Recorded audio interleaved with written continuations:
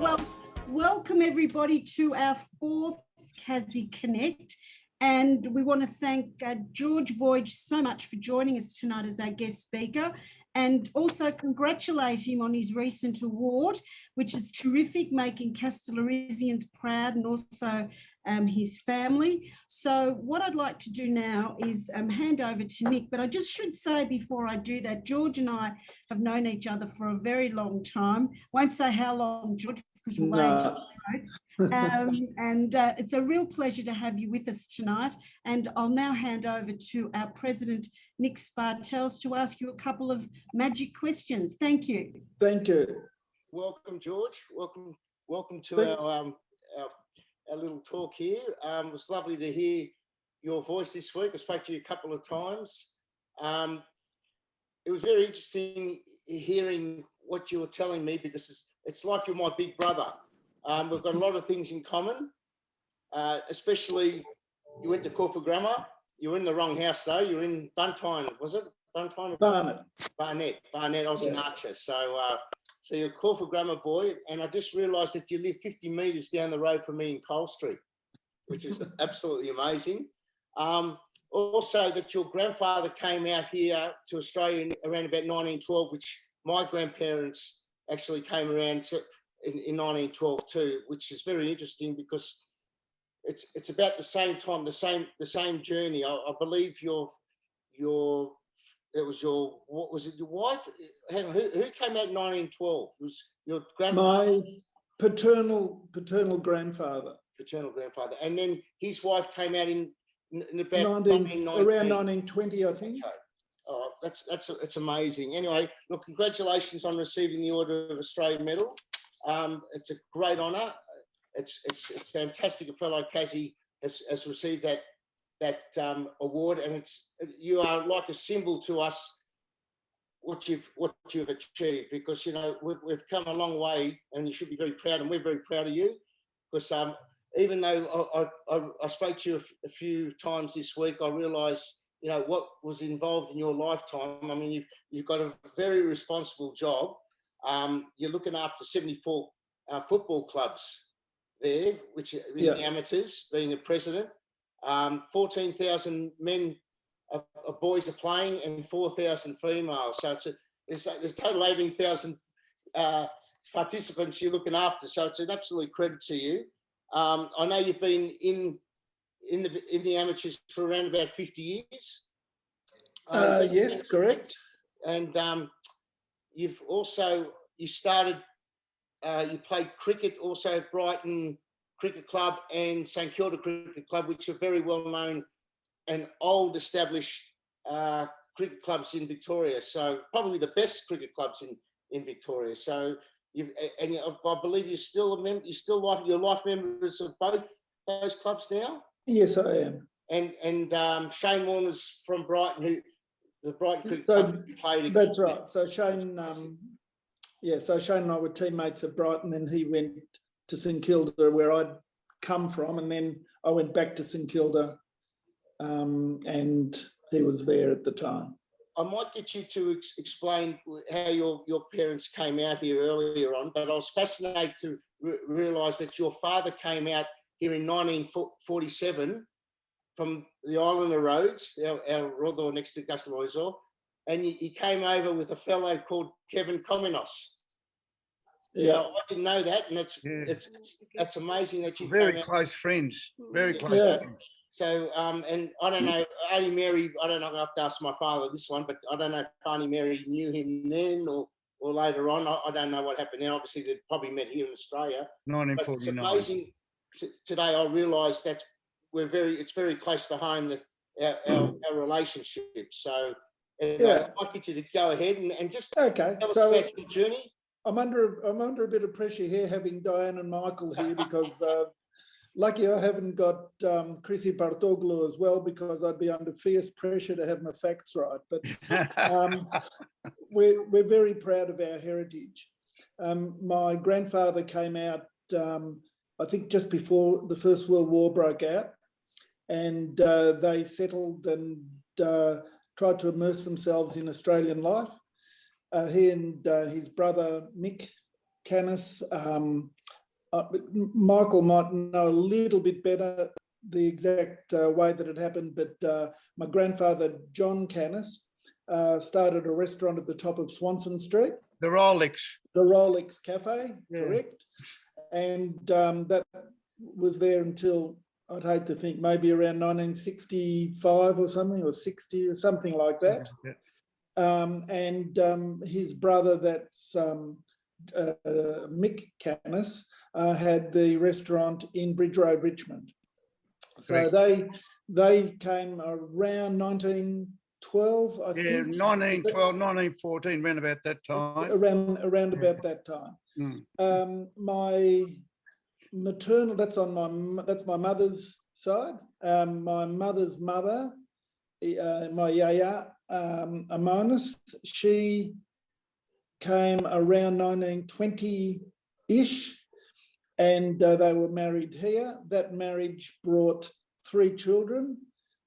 In order was Con, my uncle, Katina, my mother, and Peter, my other uncle. Yeah. On my dad's side, Dad came after the Second World War, and he did correctly travel with Kevin Komenos, I think, and they were lifelong friends until they both passed away. And my parents married in 1950 and had a very lovely family life. Yes. So in a way, we're all related, and exact examples here from the Spartels where we're related on both sides. That's right. That's probably why I've gotten a good look. We can even get your brains from the Spartels. Yeah. I was going to ask you, George, why is it that the Kazzies, when they came out here, like my grandparents came out here, as I said, with the same as yours, why was their direction to go and follow AFL or VFL back then and not soccer like every other Greek country island would have come here in the 50s or 40s and 50s and followed soccer? Why did we directly go to follow VFL like the North Melbournes? I know a lot of the Greeks followed North Melbourne, Geelong and Carlton because of the blue and white colours. But yeah, you know, well, firstly, I'm not sure how strong soccer was in the first place, but I think the whole culture of the people that came at that time, they'd been through hell, and they were not wealthy, and they were hardworking, diligent, fun-loving people. And I think that they tried to immerse themselves in local culture, in local lifestyle. They all worked a number of jobs. They saved hard to buy a house or properties and raise a family. And I think that that they had it in them to kind of belong and be part of society here. Of course, they must have faced fierce, vilification and bullying and all of that sort of stuff. I'd hate to think what they went through, but they were pretty tough and resilient. And I think that they found solace in sport, and I think that's probably a reason why they kind of joined into society so quickly. And it's amazing how good we've become too with the AFL. I mean, we had the first West Coast captain was Steve Malaxos. I think he was the first captain, Steve. And Basil Zemblis. We've had a lot of great footballers. So even just being a Greek and being involved with the AFL, which I did know this, but Luke Beveridge is the Western Bulldogs coach is actually half Greek. Yeah. So you can Google the Greek AFL VFL team, greatest ever team, and very proudly, my uncle, that's my mother's brother Peter, who played for Hawthorn, was named in that team.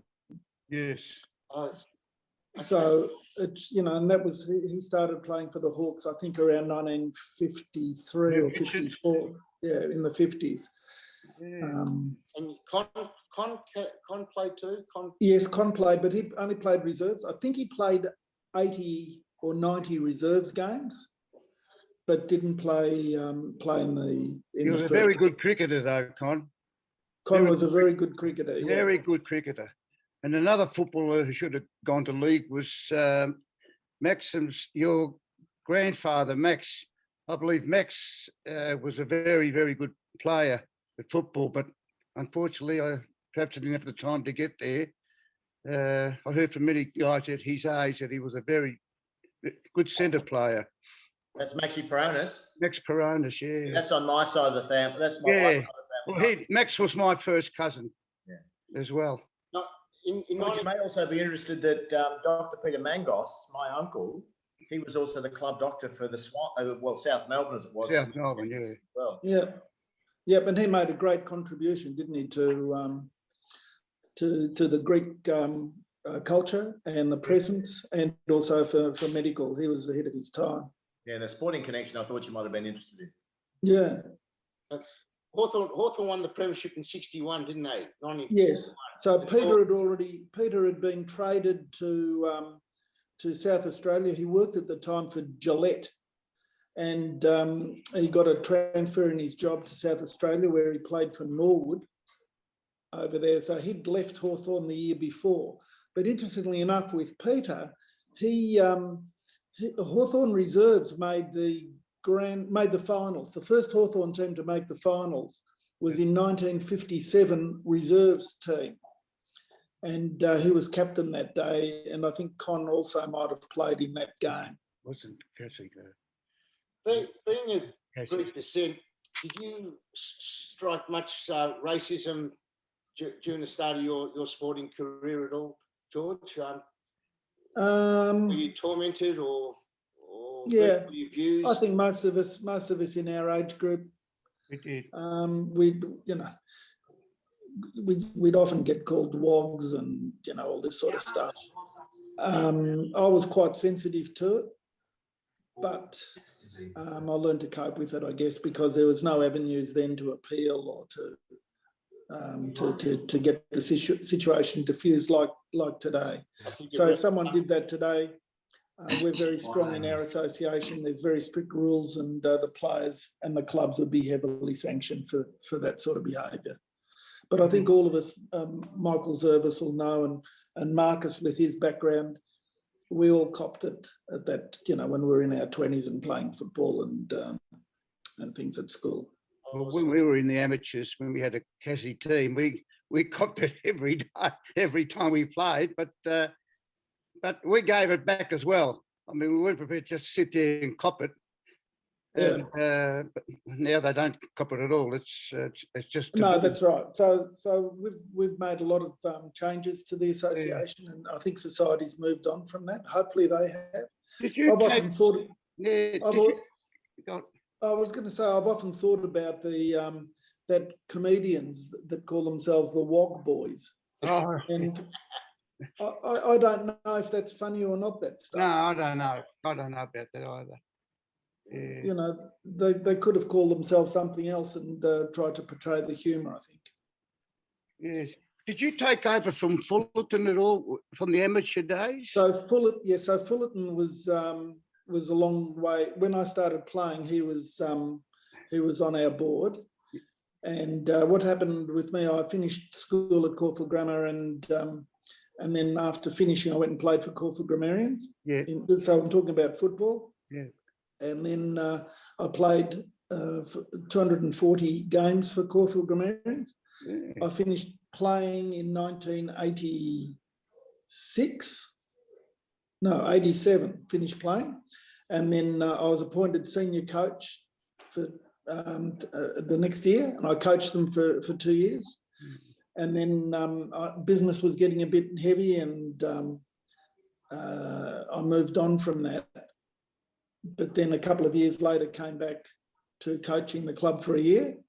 And then after I'd done that, that was in 1996, I was then appointed state coach, and I coached the state team for 11 seasons, the state amateur side. And then after that, 2008, I joined our board and was elected president 3 years ago. Right. Go, And Michael. you're still in the family business, George, or what?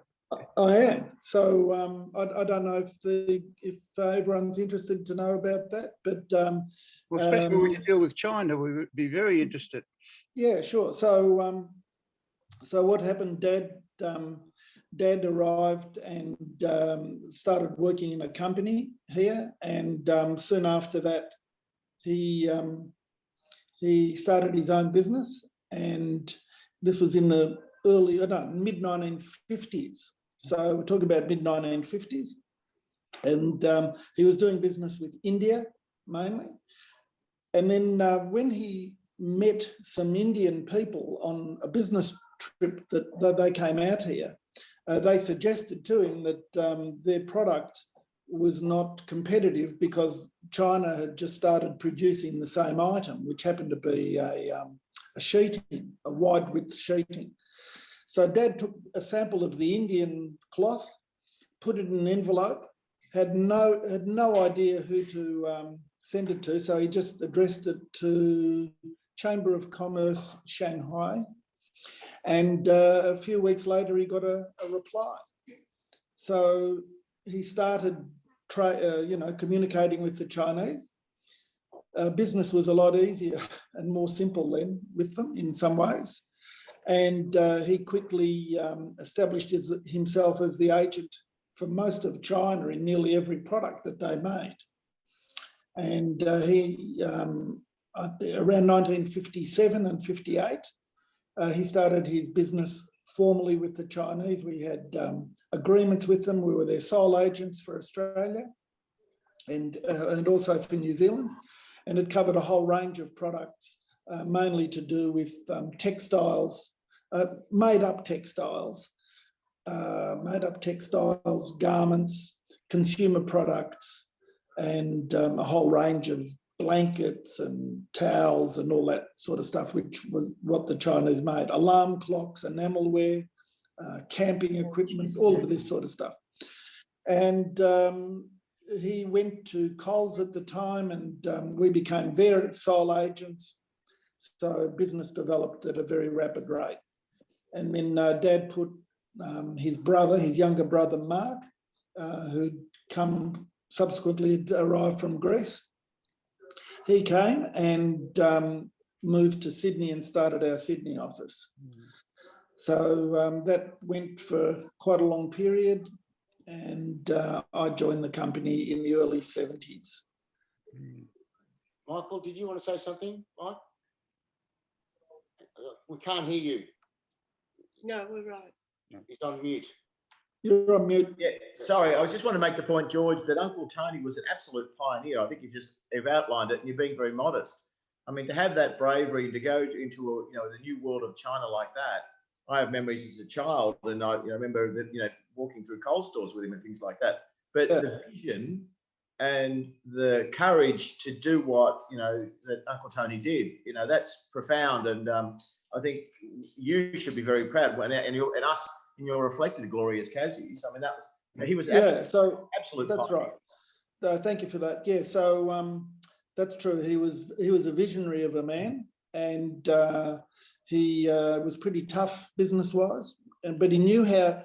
It was a great advantage being of Greek background, because we know how to. They all spoke a number of languages, and they knew how to kind of respect other people. Whereas the Australian here was a bit Anglo-Saxon and hadn't been subject to different ethnic background people. So he fitted in very well in understanding the Chinese and how to, although of course he couldn't speak Mandarin, but he knew how to handle people.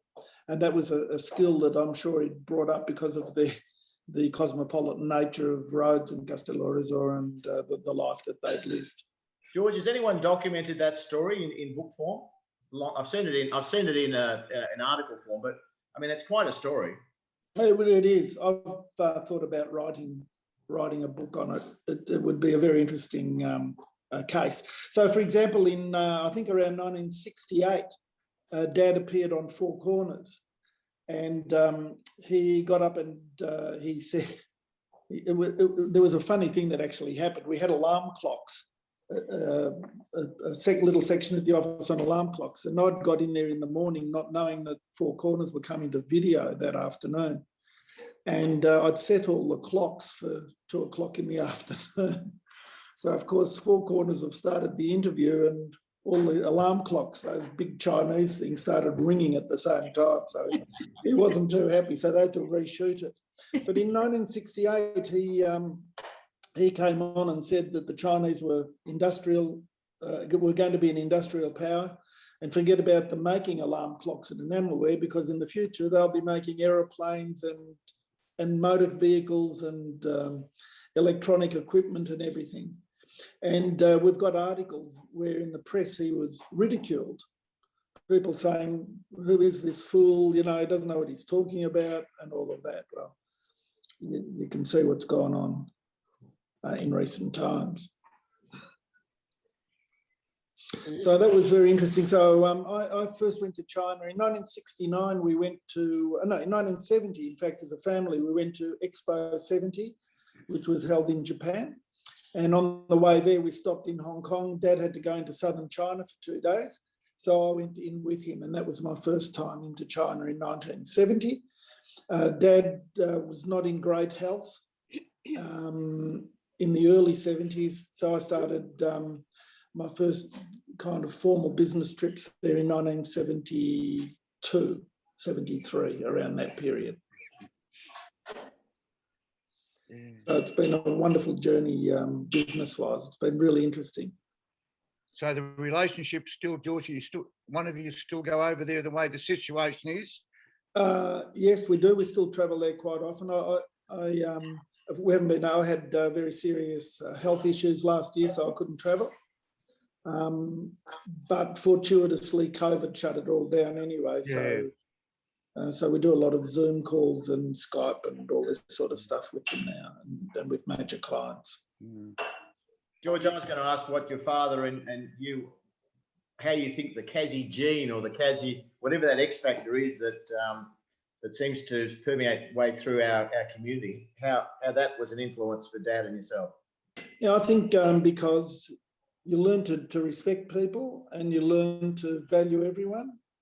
I'm sure that everyone's got similar life values, where whether a person's the Chief Justice or whether he's a battler or unemployed, we will respect people and we'll talk to them and know how to handle people with a bit of karga. And that's certainly the way that that I was brought up, and I'm sure everyone else was here, and that stood Dad in good stead. A lot of people make mistakes. They think they're dealing with imbeciles when they're talking to people in business from Asia or from other countries. But they're very astute business people that know what's going on and well-read and well-versed, and you've got to respect that. I saw some of the old photos of Dad, I think your Dad over in China, or it's one with you. I saw you were standing in front of the mural there. Yep. Which one was that one? Yep. So we've got photos from Dad's first trip in 1957. The trouble is they're all at Mum's house in a shoebox somewhere, and she couldn't remember where he put them so that she wouldn't lose them. So the guy from Neos Cosmos, Alex Economer, who was a very good journalist, he said, just send me anything you've got. So I sent him a whole range of photos, and they're the ones that he put in. But we've got boxes of stuff.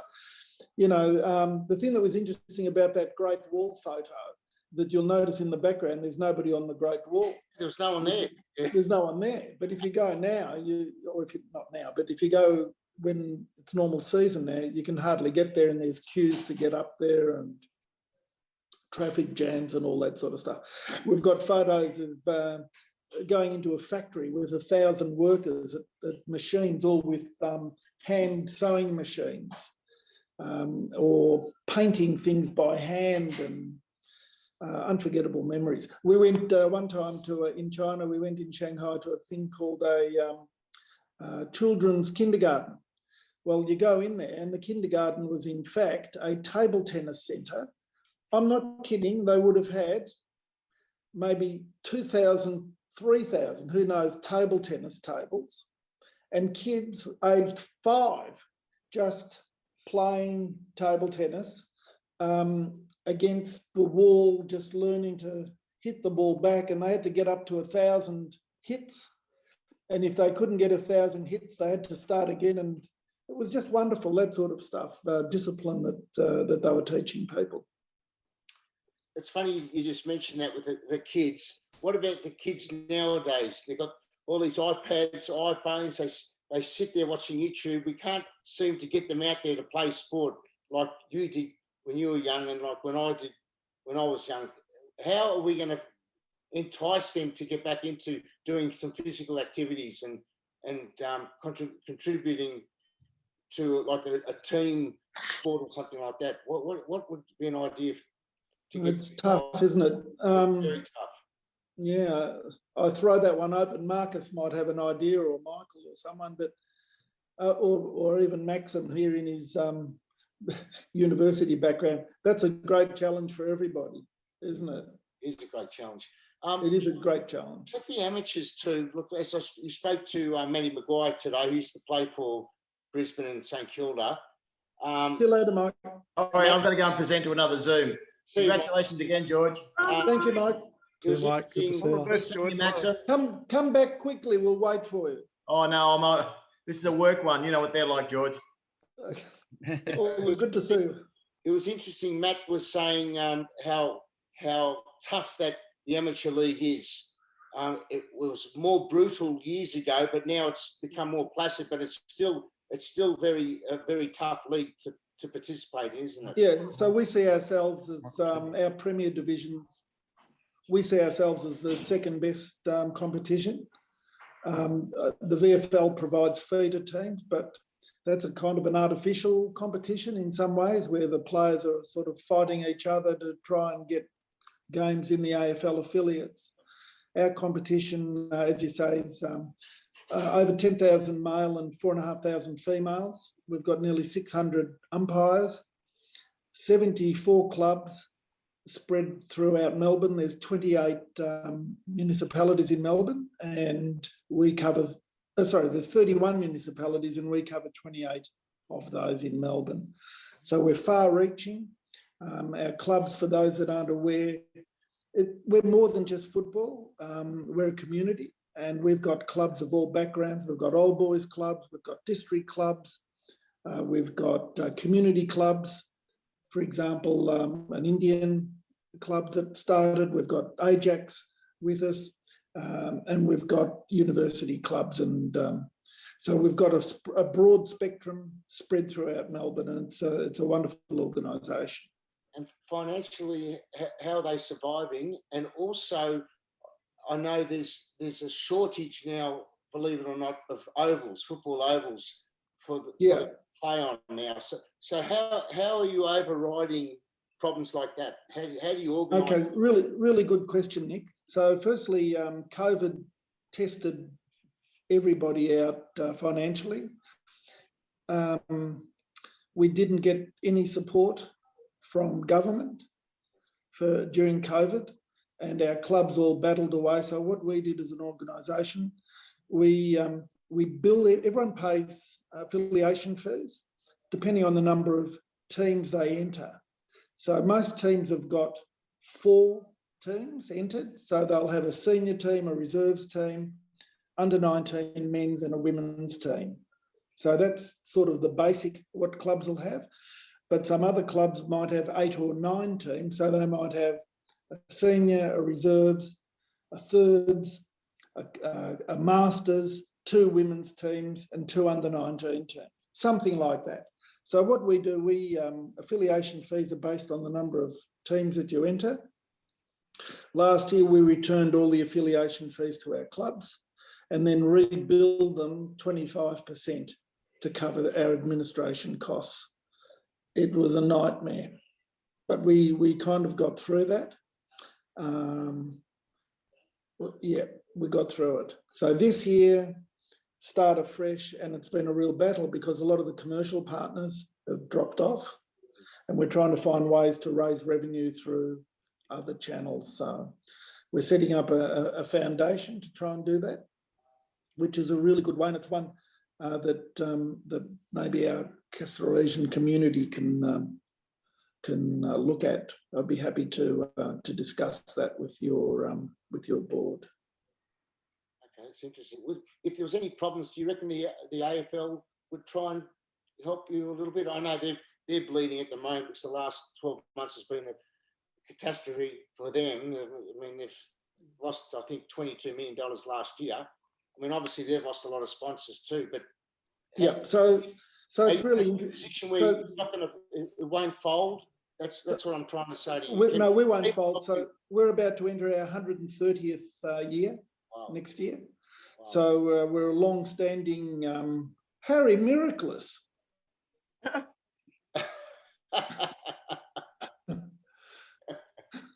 Good to see you.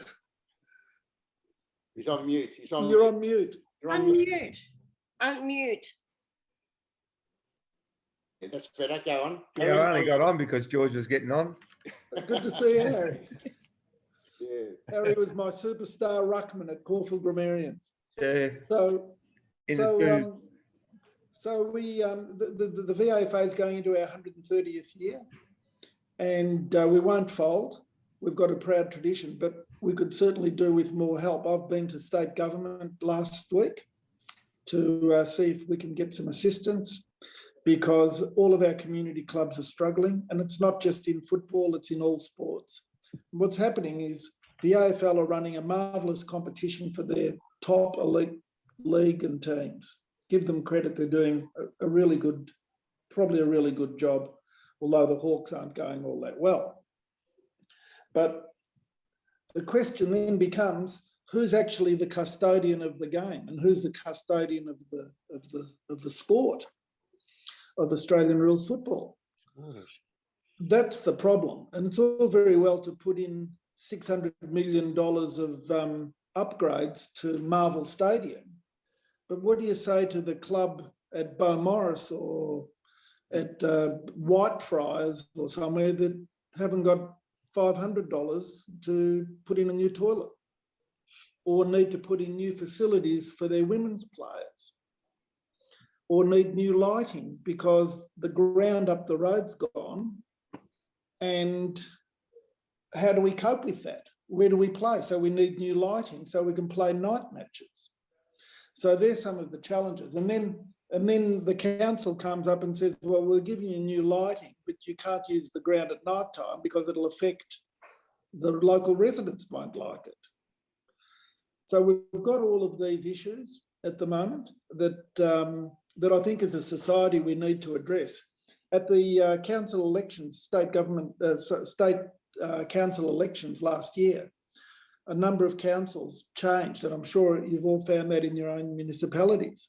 And a lot of the new councils that have came in, shall we call them the dog walkers, or those that want to change what we call active parkland to passive parkland.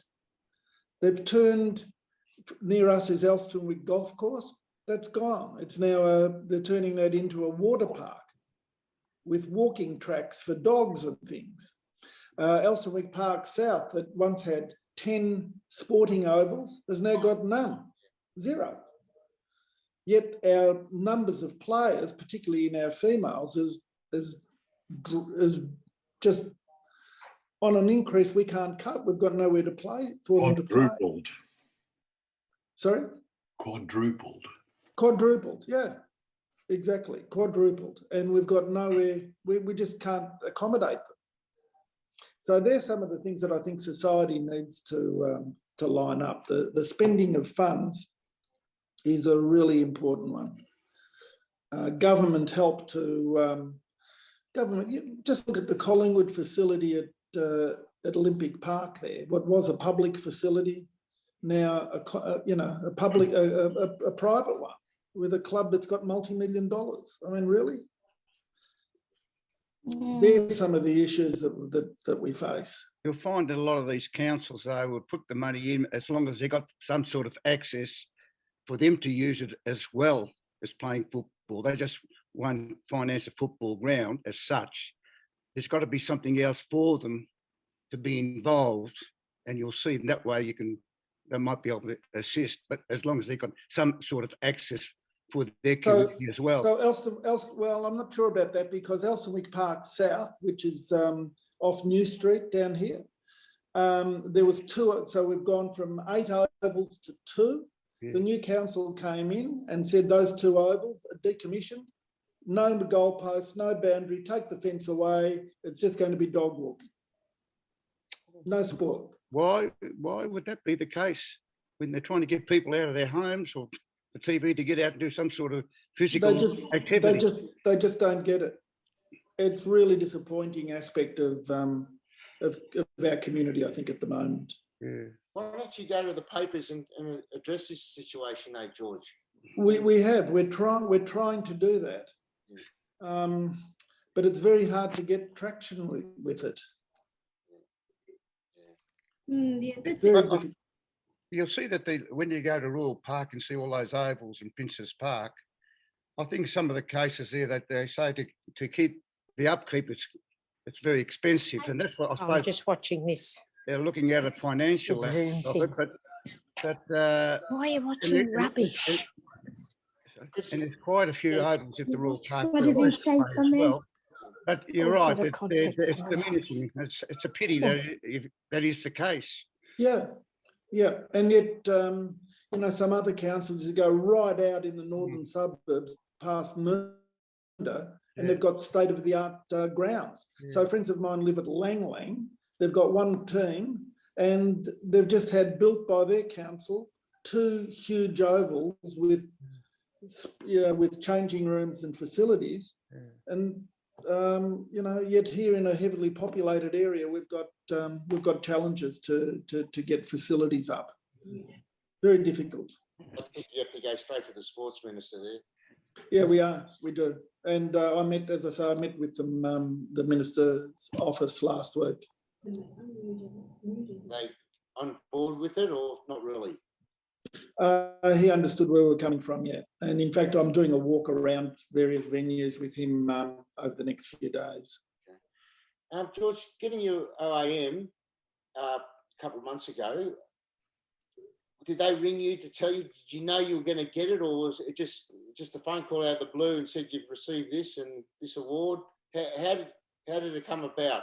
Okay, so in this case, I've got, I suspect I know who you get nominated, and then that nomination form, I think you have to put in 5 or 6 other people to talk about. I've got no idea who those 5 or 6 were that were part of that.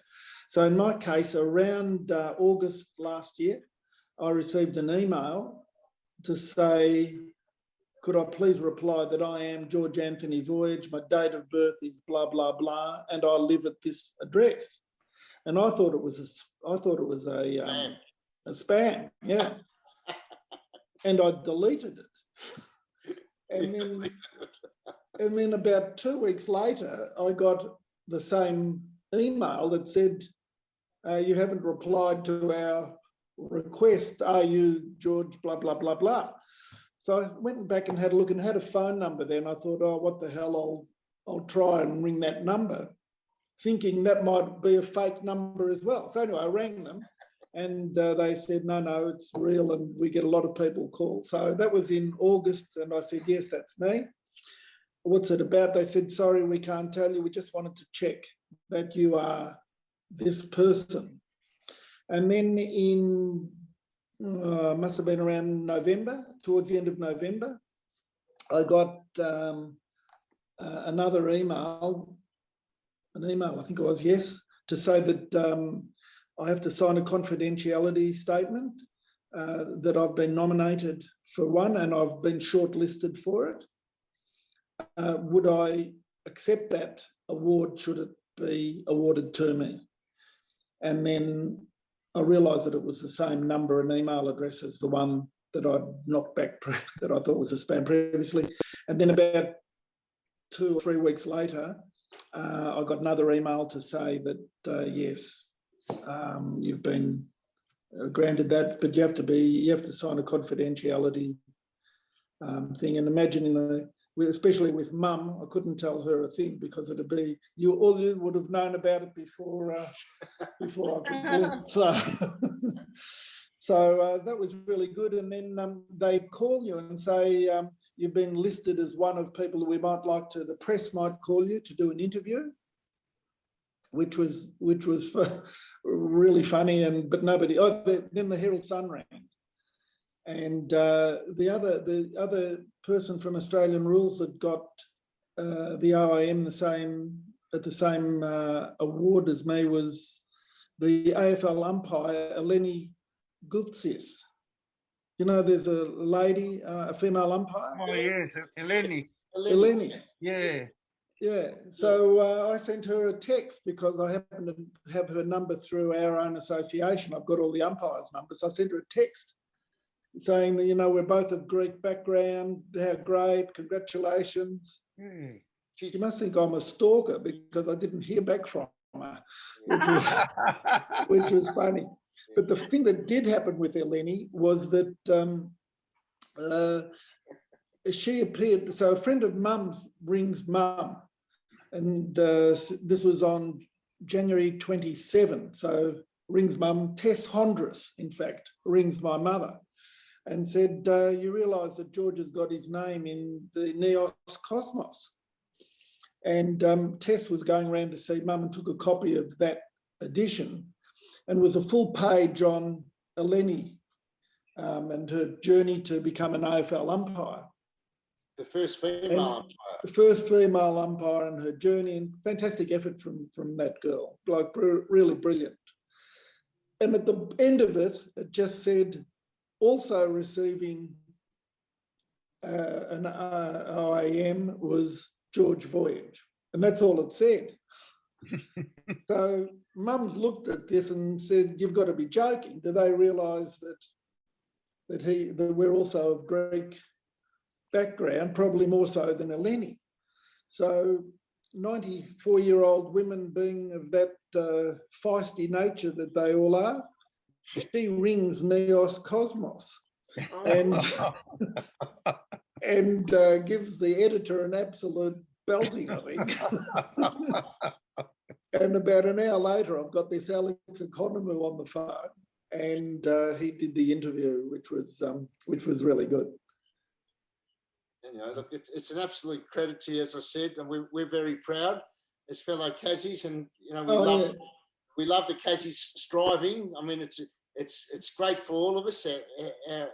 You know, it's, as I said, we've been through hard times, and you know, to see other Kazies succeed in life. No, you never forget your roots, and you never forget who your blood brothers are. And even with you, Nick, over the last few days, we've connected, and it's as if we've never not connected. I see Diane and Michael here, and I remember you sitting at Mum's place. I haven't seen you for a couple of years, but it's as if, you know, we saw each other yesterday and we're just continuing. Yes, and Lena up there, who we knew from Bungie days, and Lena happens to be very close friends with, very close to a couple that we're close with here. So you keep in touch. And I saw Michael Zervis before. I see Maxim here for the first time.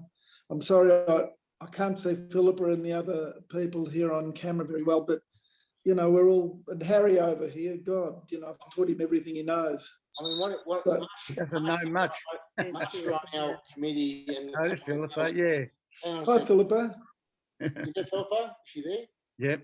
See, what we've just done now, we've got this now recorded, but this is very important now, especially this week, knowing what the girls are doing on my committee now, trying to interview fellow Kazies and the history. I mean, it's very important that we establish like a book or have these Zoom with individuals so that we can reflect back on how they started their when the grandparents came through, what they went through. I mean, it's more and more I see it. You know, we are losing a lot of older Kazies. Yeah, and they're taking that's right. They're taking their history with them, and I've got my mother not only writing out her recipes for avgolemono soup and geftedes, but I've got her also trying to do a family tree and who came where and what happened, because it's a crucial part of our life and our heritage, and a really important part of Australian culture as well. The impact that Kastellorizians have made here in all fields of discipline, Right. and I think also that I tried to get friends of ours do that show on ABC TV, the Australia Story.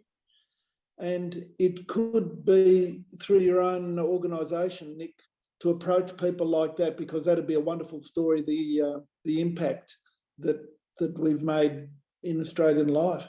I mean, have a look at Little Island's got a High Court Justice in Hong Kong sitting there amongst all this business going on. And we've got people, judges here and doctors and professors and academics and chancellors and paediatricians and in all fields of life. And I think it's got to be documented.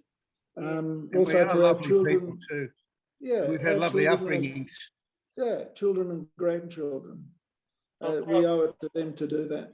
Well, what George has said, Dad, before, like this week, I mean, we've connected, and it's something to do with the Kazzies that we know that we're all related somehow, and our parents and our grandparents were friends and related, were very close and did things hundreds of years ago. So we're sort of the offspring from that. So we know we've got that blue blood, that Kazzie blood in our system, and that's why we love hearing the stories. And as you said, we're all basically related. And common theme and common interest and common values, I think. One thing, we've got to get you to Kastellorizian now that you can tell everyone you've been there to go there, but 3 times you couldn't get there. So you quickly tell them that story, because I can't believe it. Okay, so I've actually embarrassingly never been to Kastellorizian, but it's not through want of trying, because we've been to Greece many, many times. So what happened on my 3 efforts to get to Kastellorizian? The first time, my aunt, so my dad came to Australia with my uncle and 2 aunts.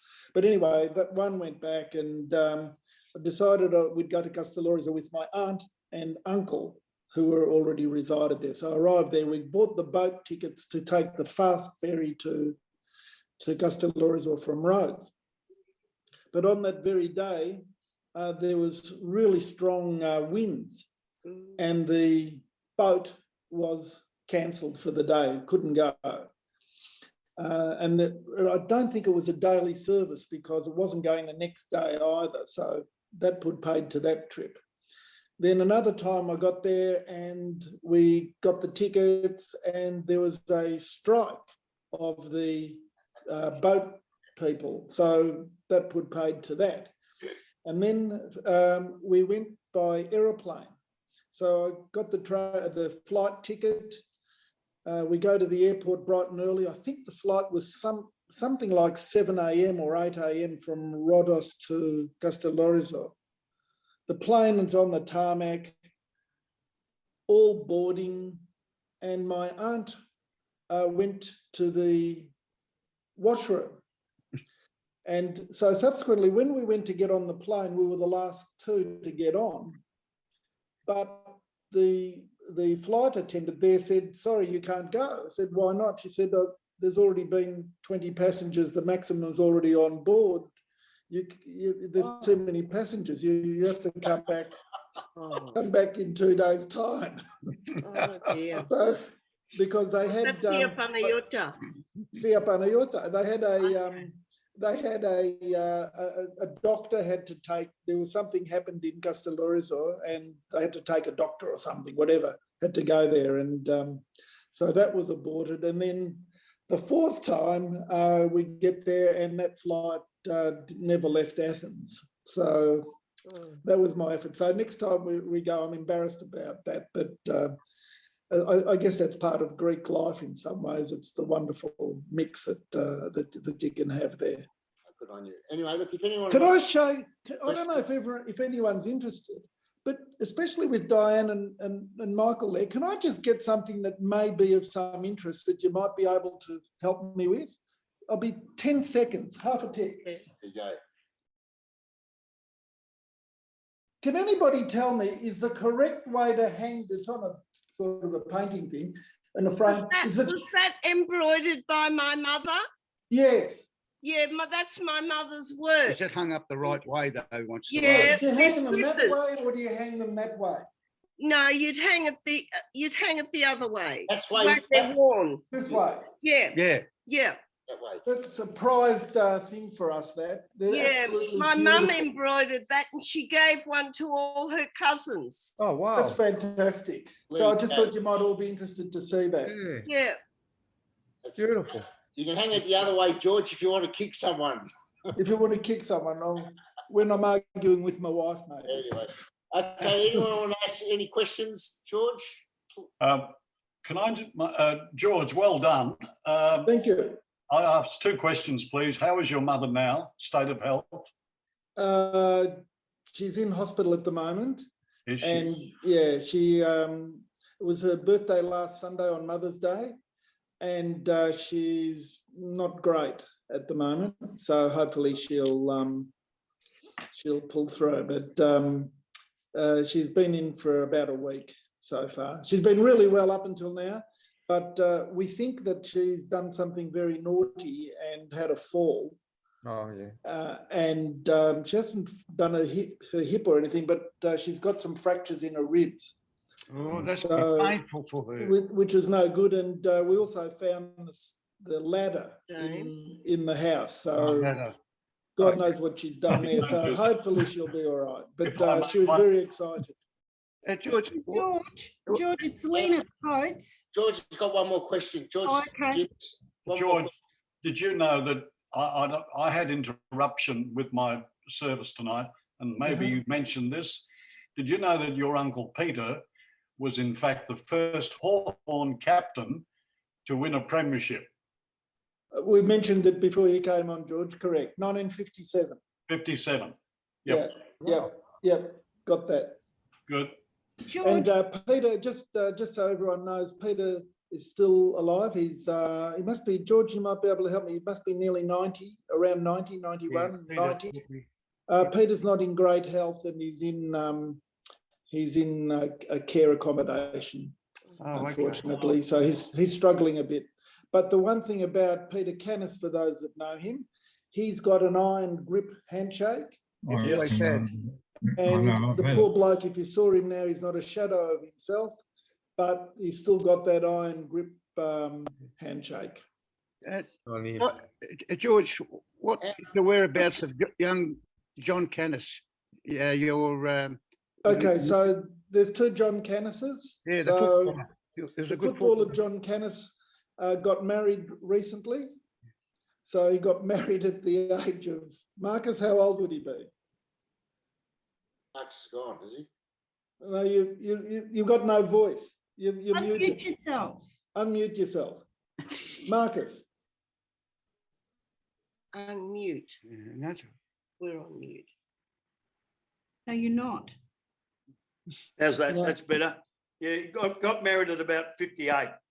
Yeah, so he didn't want to rush things. No, that's so right. He's married now. He's involved in.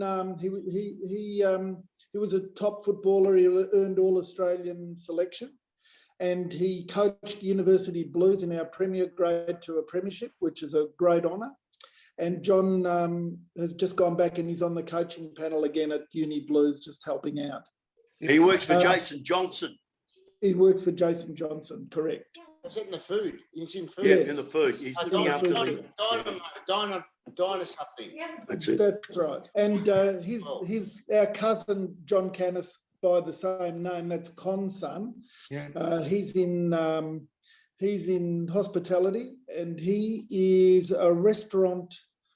You'd call him a maitre d', and he works for, Marcus, help me here. Does he work for George Lucas or one of those ones? Or Perry or one of those executive chefs? He works for whoever owns that Chin Chin. Oh, Chris Lucas. Works for Chris Lucas. Yeah, no, Chris. Lena, did you want to say something? Actually, George, it's Lena Coates here. I just really wanted to just go back a little bit you mentioned that you've got 4,500 female football players. Is that right? Yes, yes. Awesome. Now, was that before the AFL got involved in it that you had 4,500, or is it as a consequence of the AFL? So league? women's football's absolutely exploded. So there's been women's football for quite a long period. But for example, but it just sort of was just simmering along. And then about, as far as we're concerned, 5 years ago, we had no teams and no players. And at that time, I was chair of our football subcommittee on our board. And our CEO and I said, look, there might be an opportunity for us to enter a couple of teams in our in a women's competition. Now, how that came about was because our universities and our schools, some of our schools became co-ed. So as an example, Caulfield Grammarians Football Club used to be a boys' school, so they'd only have a men's team entered in our competition.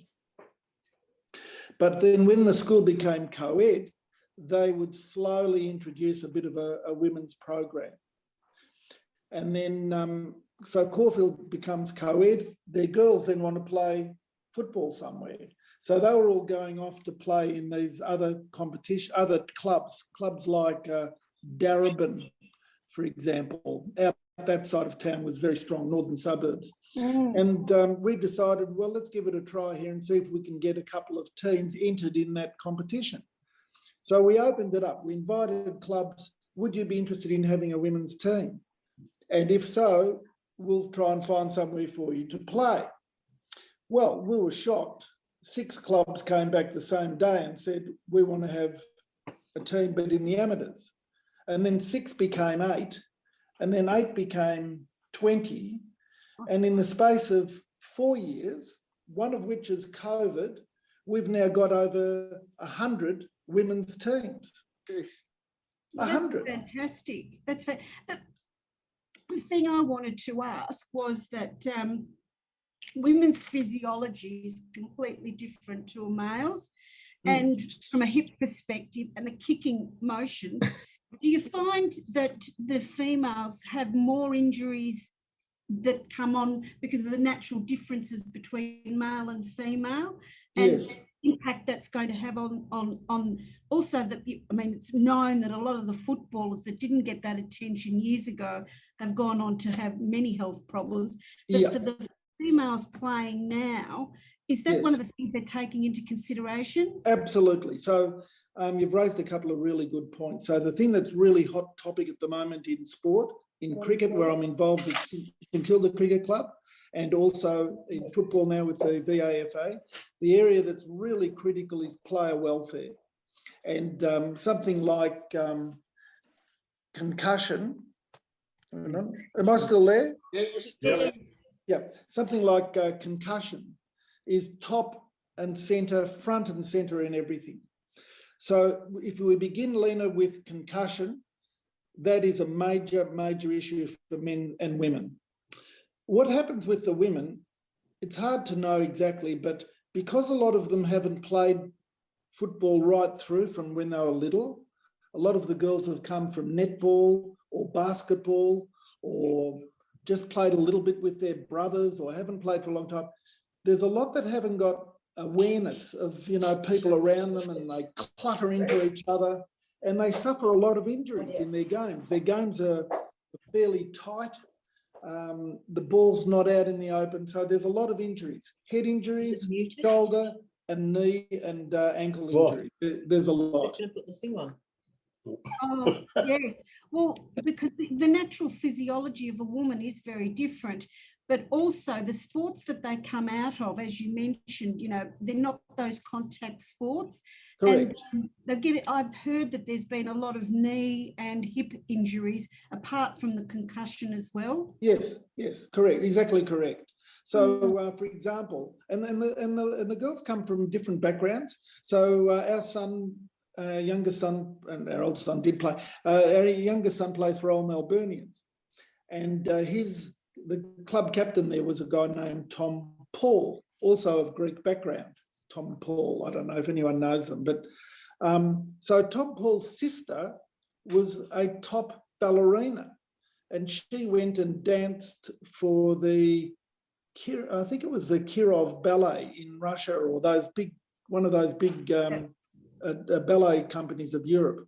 She wasn't quite good enough to make it in the top league, so she was in the kind of the secondary league of ballet. So they'd farm her out to the Romanian ballet, or she'd dance for the, Bulgarian ballet, whatever. She comes back to Australia, decides she'll play Australian rules football, and guess what? First game, does her knee. Absolutely does her knee first game. And it's quite a common theme. And what the answer is, we don't know. We're doing a huge amount of research on it.